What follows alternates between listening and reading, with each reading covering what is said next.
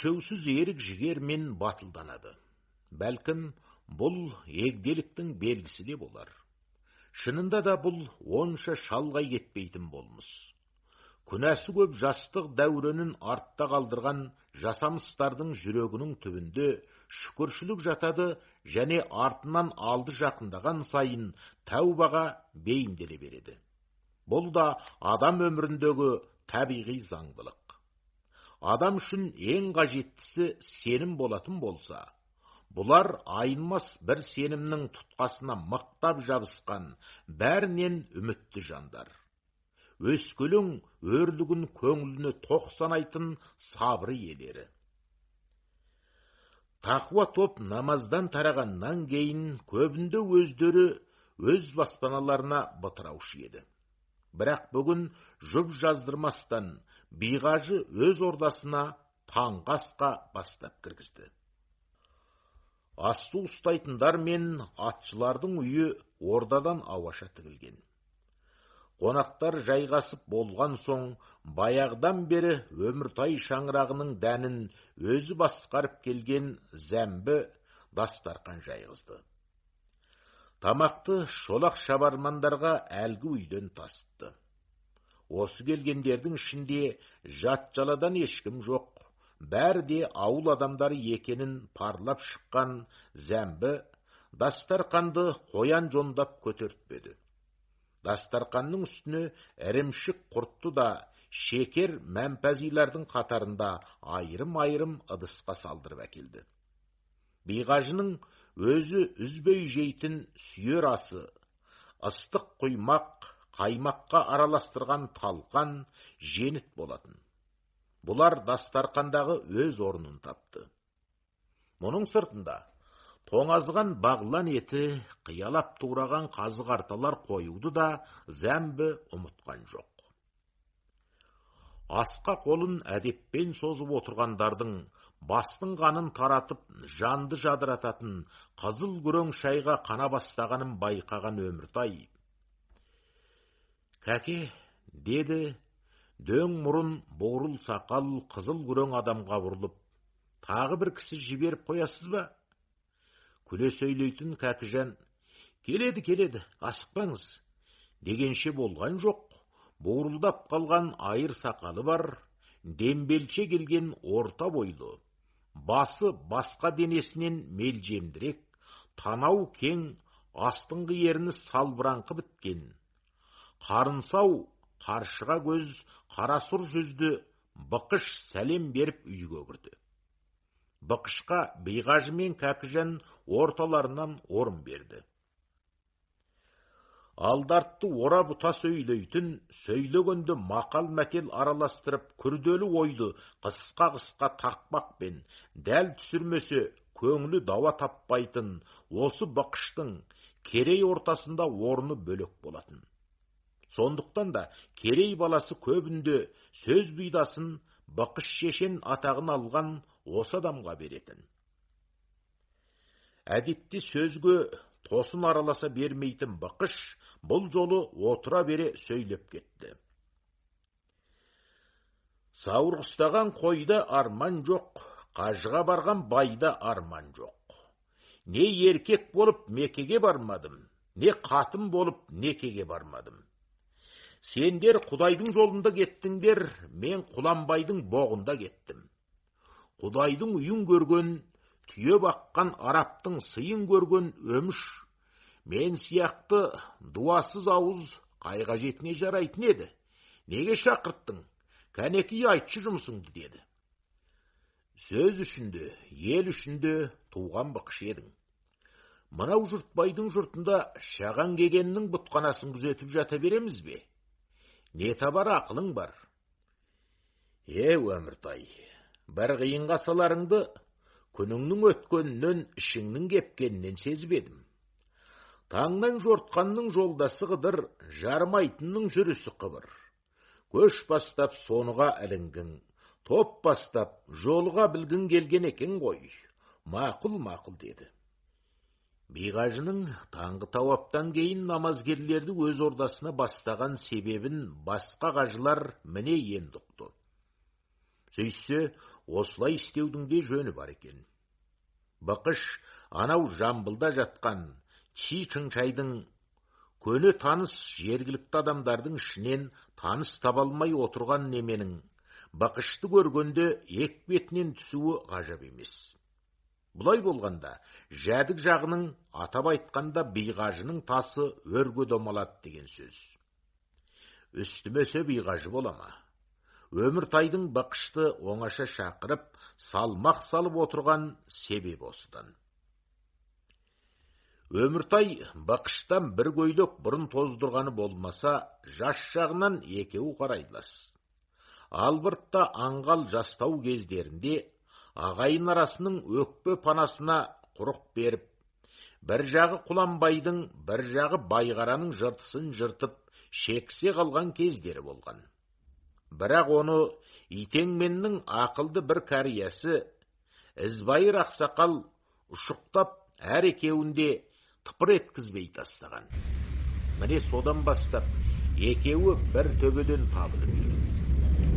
Дегенмен, бергі кездегі Құланбайдың өз ішіндегі ала жаңқалық Бақышты мазалап келеді. Бақыштың жаңағы мен Құланбайдың боғында кеттім деп отырғаны да сондықтан. Бақыштың тілінің өткірлігі өз басына әлекке тауып беріп келеді, абырой да алып беріп келеді. Оның өзі жік-жігімен жатқан, өз алдына бөлек ақ қаптал бір хикая. Ұзын ырғасын осы отырғандар тегіс біледі. Баяғыдағы Орыс-Қытай шекарасына тана тартылардың алдында қаба жар болды Дүзбембет тәйжіге міндет беруден бұрын қабаны қалдай мәнсәпті, нәсілі сібе біреу сұраған бір заман болды. Қалдайдың негізгі міндеті шекара қорғау ғана екен. Бірақ қазақтың момындығынан пайдаланып, азда болса қолында қарулы адамы бар Қалдай, бара-бара қабаны ғана емес, бүкіл төменгі Алтайды өзі сұрайтын болып алыпты. Бақыштың удай тілі сүйегінен өткен жергілікті билер осы Қалдайға Бақыштың үстінен арызды қарша боратты. Қалдайдың қанша жасаған қоқан-лоқысына Бақыш көнбепті. Қанша жайған жасырын қақпанын баспай, Қалдайды жүйкелей беріпті. Тіпті тілдің сұғын Қалдайдың өзіне де дарытып, үсті-үстіне екіленіпті. Бақыштың сөзінен ығыр болып терісіне сыймаған Қалдай, қылғаламды үшкірлеп алып, түңліктей қағазға, Бақыш ханның жарлығына қарсы ел бүлдіретін қауіпті адам. Үкімет инабатын арттыру үшін Бақыштай бұзыққа жазаның ауыры берілсе екен деп, табақтай таңбасын басып, Бақыштың үстінен арыз шағымды қаттап, тарбағатай ұлығына да, іле жаңжүні де жолдапты. Сөйтіп Бақыш қабаның Қалдайын ғана емес, жоғарғы жақты да алаңдататын төбел тазы бар белгілі адам болып шыға келеді. Түгел қылмыс қаттамаларын жинай келгенде, Алтайдан ұлықтың кәріне ілінгендер бір Бақыш емес, бірнеше санға жетеді.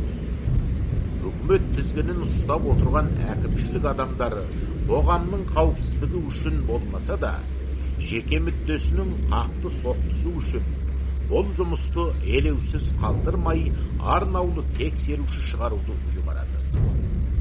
Ұйғарым әленің бұрынғы жаңжүні Жingшурынның Бейжіңге қайту орайына тура келгендіктен Алтайдың жұмысын жол жөнекей тексере кету соған тапсырылады. Жingшурын жаңжүн Алтайдың қызметін тексеріп аял қылған аз ғана уақыттың ішінде Бақыш бастаған айыпкерлермен де кездеседі. Сұрақ барысында аққа жығу үшін талайын артын жалаңаштап қойып дүре соқтырады. Талайын қазыққа керіп тастап, үстінен қой айдатады. Кейбіреуін екердің арасына таңып еңістен домалатады. Ақ боздақтарының басына төнген азапқа шынамаған халық ең аяғында күнәға ақша төлеп адамдарын алып қалады. Кезек бақышқа келгенде, Жаңжүн бақышты қарсысына отырғызып қойып, сені жағыңа жылан жұмыртқалатқан, көмекейіңнен бүйіге үн қаздырған, тіліңнің ұшынан у тарататын адам дейді ғой, сөйлеші кәне деп сұрланып, шықшытып бүлкілдеп бақышқа тесіле қарайды. Жанындағы қазақшаны жеттік білетін Сібе Тілмәш ауыздан шыққан сөзді жерге түсірмей қағып әкетуге дайын отыр еді. Бақыш: кісі өлтіріп пошта тонағаным жоқ, қазынаның малына жолағаным жоқ. Бар жазығым құлқыны жаман билерді шенегенім. Олармен жемтіктес болып, әлдияр тақсыр демегенім.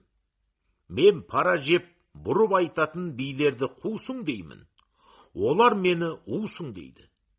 Жетпей жатқан ештеме жоқ, арамызда жүрген алалық осы ғана. Әділ ұлық дұрыс тексер, патшаның заңында айып жоққа жыл кесу бар ма? Бас кесілмей тұрып, тіл кесу бар ма деп суырла жөнелгенде, әлгі Тілмәш е баспа-бас аудара алмады, е Бақышқа тоқтай тұр дей алмады. Бақыштың сөзін қызықтап, аузан қиған бойы күлді де қалды. Ештемені түсіне алмай аң-таң болған Жаңжүн Бақышты тастай салып, айыпкердің алдында сен неге қарқ болып тұрсың деп Тілмәшті киіп әкетті. Тілмәш: мына қазақтың сөзі өте өткір, әр қызықты екен. Күлмеске шарам қалмады. Амал қанша, мұның сөзін сізге өзіндей қылып жеткізе алмаймын деп еді. Жаңжүн: иә солай ма деп қалды да, және онда мына мылқаудан жауап алғандай болып қала береміз бе дегенді қосып қойды. Олай болмас, тағы бір ұмтылыс жасап көрейін деген Тілмәш ұғалмаған сөздерін Бақыштан қайта-қайта сұрап жүріп, сөздің мазмұнын әйтеу жеткізді.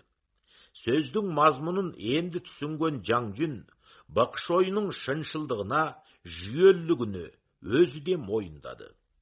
Сөйтіп, Бақыш тіліне қызығып қалған Жаңжүн оны тағы да сөзге салғысы келіп, олар билікке өздігінен шығып алғысы келмеген шығар. Ең болмаса, билердің мәртебесіне құрмет етсең болмай ма деді. Сонда тұрып Бақыш: тақсыр Жаңжүн, мен де ет жүректі адаммын. Адамшылығы барға адалмын, кісімсігенге ажалмын. Қара кілем бар түйеге жараспайды, бар түйенің ішінде нар түйеге жарасады. Мәртебелі жігіт түгі түсімен емес, ел жақтырар ісімен мәртебелі.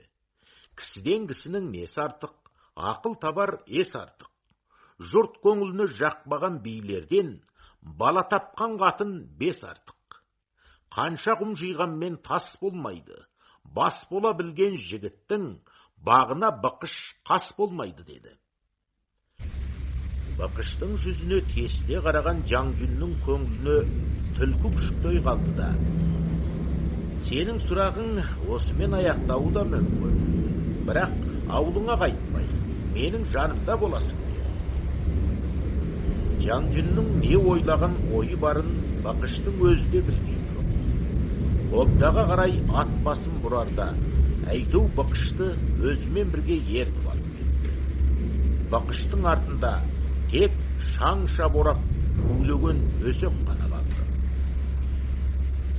Өзі де тілмен жағына сүйеніп сық болып кетіп еді.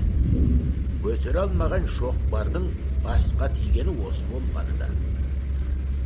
Ойбай, бейжіңде қанның 40 құлаш зынданда шіртетін болыпты. Тілеуін бергіз, Жаңжүн ел құлағын тыныш қылды ғой әйтеу. Қайдан білдің? Шем беріп сыйлағысы келіп ертіп кеткен шығар. Иә, далада шашылып жатқан шем бар ма екен? Бақыштың артында қалған осы өсек оның алдынан шындық болып шықпады. Оны қойып, бұлай шыққаннан кейінгі Жаңжүннің ермегі Бақыш болып алды. Қазақ халқының тарихынан, этнографияға тән ерекшеліктерінен мәлімет сұрады да отырды. Тіпті ол Бақыштың алымдылығын білгеннен кейін, жол жөнекөй тізгінге орала кететін қазақтың ем қонбайтын сасықдауына ылғи Бақышты салды. Жаңжүнге ғажап сезілгені сол. Қозғаған сайын допша секіретін домалақ дау, Бақыш екі ауыз сөз айтса болды, қолға тұра қалады. Қазақтың жүйел сөзге кезіккенде, алажып аттай алмайтындай тоқтап қалатынын Жаңжүн енді білді.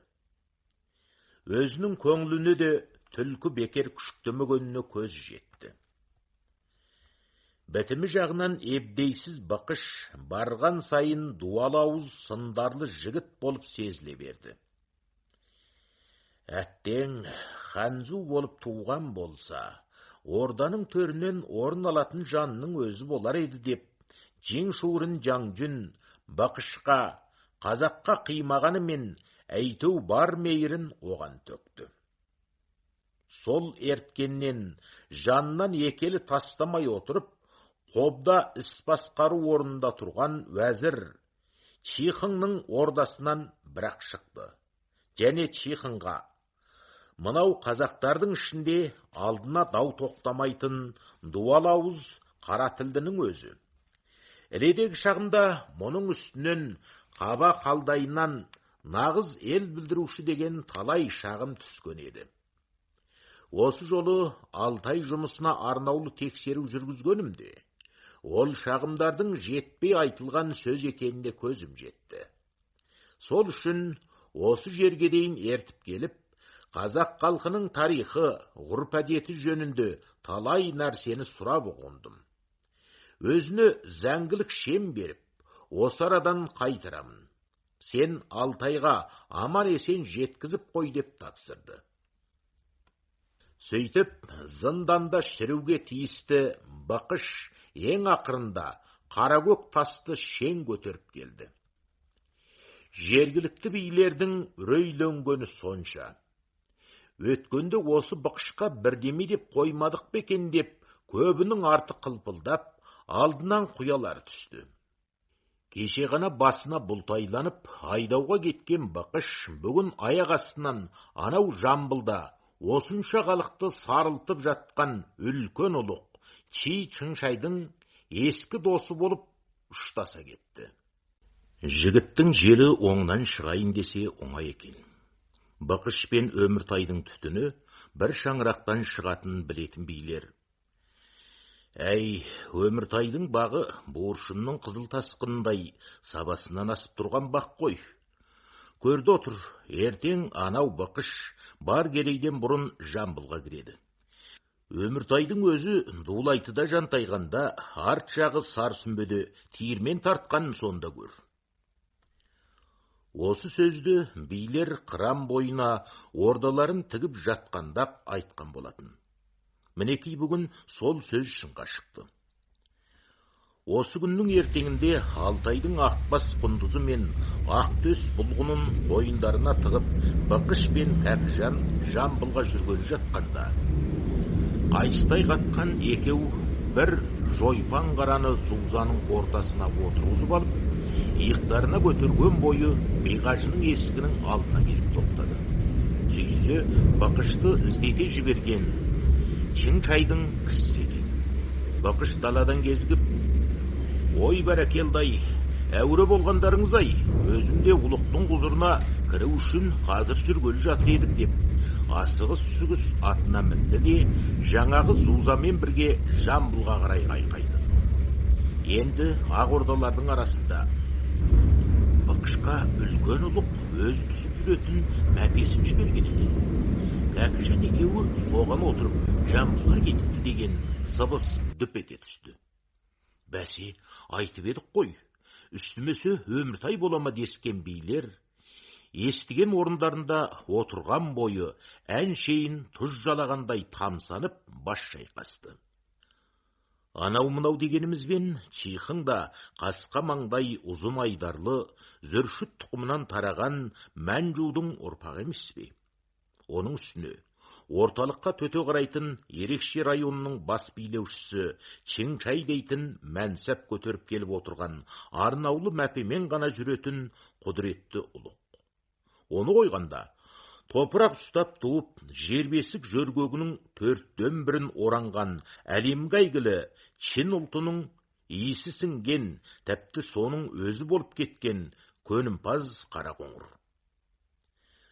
Осындай тектінің нәсілі күзгі қойшының жалаңаш қосындай қос құлаңын панасы жоқ жалтанға үйе салып, алақанын далаға жаққан тезектің қызуына қақтап шыдай алар ма? Атай көрмеңіз, шыдамайды. Шыдамағандықтан да келе сала сары бұтқанамен қойындаспай, Күребұлақтың аж жасаңын соның ақ еншісіне қалдырып, Көкем бидің жұртынан тағы бір қойнауды таңдап, ата салты бойынша соқпатам тұрғыза бастаған. Жаңа келіп, етек жеңін жия алмай жатқан Чиқынға, сырық бойы биіктіктегі, үстінен арбай қасатын қалыңдықтағы кәдімгі сепіл басын жерге ұрса да жоқ еді. Дегенмен, көрер көзге мынаның қорғаны қайда десе мынау дейтін, көздің ауруындай қауіп қатер кезіге қалатын болса, зеңбірек болмасы да, іште тұрып қорғасын оқты берденке мен 9 атарды мөңіретіп жіберетін оймақтай тесігі бар шағын қорғаныс мекенін лезде жасатып шыққан. Бықыш пен Кәкіжан барып келгеннен кейін, осы Жамбылдың қара қақпасы тыным таппады. Тілеубай дүңшені қасын алып алған босағадағы 2 бөлмелі қуықтай үйдегі ұзын шапанды қара сұр жігіттің мұрнына су жетпей ақ жатыр. Аттарын әудем жердегі мамағашқа байлаттырып, қамшысын сүйрете-мүйрете басқан қазақ билерін, төбесі үшкір, етегі даялықтай кең, сол кең қалпақтың бір талай жеріне дейін қызыл шашағы салбырап тұратын, жаңбырлық тектес бас киім киген, ұзын шапаның қынай буып, беліне қылыш асқан, әлде біреу бастап келіп, қақпалдына қойылған арқалықсыз орындыққа әкеліп отырғызады. Сонсоң, енді сіздер жүріңіздер деп, алдымен келген бір топты ішке кіргізіп әкетеді. Ыстықта қалың киіммен қапалаған билер, тымақтарын қолына ұстап, айғыз-айғыз терлерін жеңімен сүртініп, үй ішіне үрке қарап тұра қалады. Бағанағы қарасұр жігіт құшақтап отырған үстелінен ұшып түрегеліп, «Қош-қош отырыңыздар», деп билерге орын көрсетіп, жігі жапарланып бәйек болады да қалады.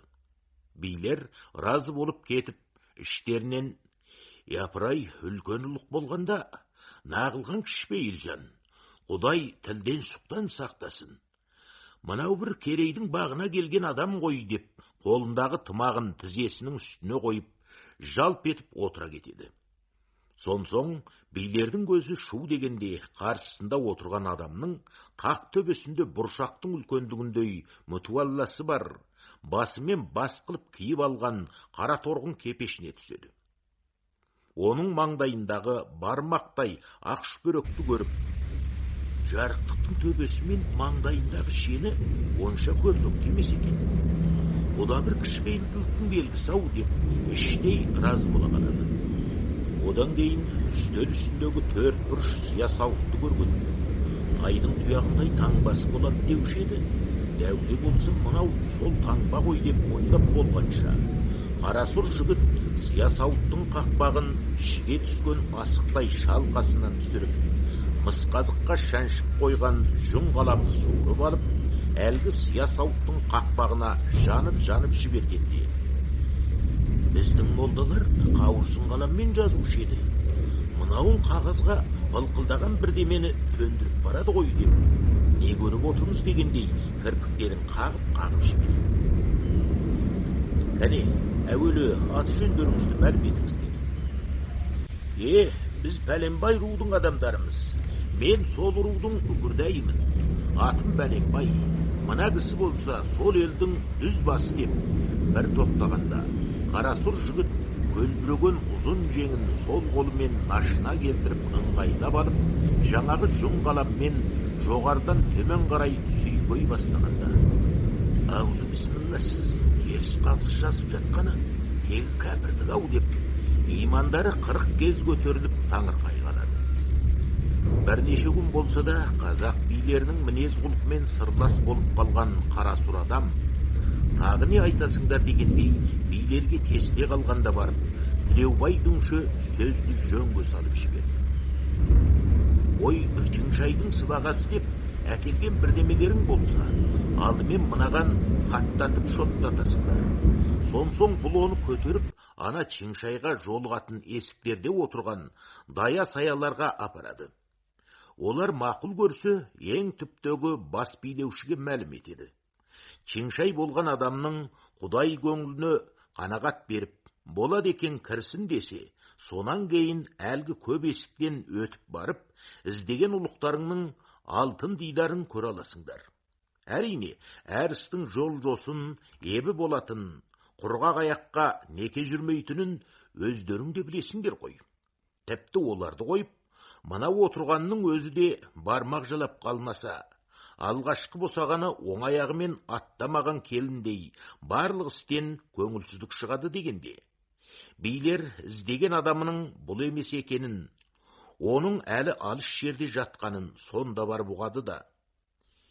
Дүңші, біз барлық жұмыс осымен тынады деп отырсақ, тар есік тас босаға әлі алдымызда жатыр деші. Мұны ұқтырып қойғаның жақсы болды. Мынау іште сөйлеген сөз сыртқа естіріп тұратын, есігі түрулі жататын Жұртбай мырзаның ағаш керегелі, киіз туырдықты, төңлігі ашық ордасы емес. Сыртта кезек күтіп отырған ел көп, қанеки қамдана бастаңдар. Сонсоң билер жылпош шабармандарына ымғағады. Шабармандар қойындарына тығып келген бесік жамбы ма, бүйректің қабына салынған алтын ба, әлде ақбас құндыз бен қара түлкінің бірі ме, әйтеу бір асылды түйіп алған түйіншектен шешіп үстелдің үстіне қояды. Бағанағы Қарасұр жігіт аузының суы құрып, соқты көзінің құрты жыбыр-жыбыр етіп, сыпылдатып жаза бастайды. Алдыңшы, мынауыңның өзі неменеге разы болар екен? Қызық екенсіңдер. Бас-басына ақ жамбыны асық шататын іш жоқ. Әлгі біреу Сөлкебай, Жаршан дейтінді, сері келіншектер кимешегінің алдына, бой жеткендер шашбау мен камзолына тағып жүреді емес пе? Ауыл тұсынан жаяулап өткен келін кешек, сусын алып шыққан құйтақандай қыздарға да бірден үлестіріп жататыны қайда? Сондай ит басына төгіліп жатқан мол дүниеден бір жармақ тастай салсаңдар, мұртынан жылмыңдар. Ойбай-ау, онда мұның жарасы жеңіл болды ғой. Асықпаңдар. 2-ден 3-тен, тіпті 4-тен 5-тен тастайтын жерлерің әл алдарыңда деп, бірнеше кеңірдектің қалпын көрсете сөйлеп. Қысқасы, істерің түсетіндердің бәрі дәметеді деп, білген кісіге өзі жөнінде де бір емеуірін байқатып өтеді. Тар есік тас босағадан жаңылмай шықсақ болғаны да айту. Өзің жанымызда болып, сызықтың сыртына шығып бара жатқан жеріміз болса, жөнге салып жіберіп отырсаң болды ғой.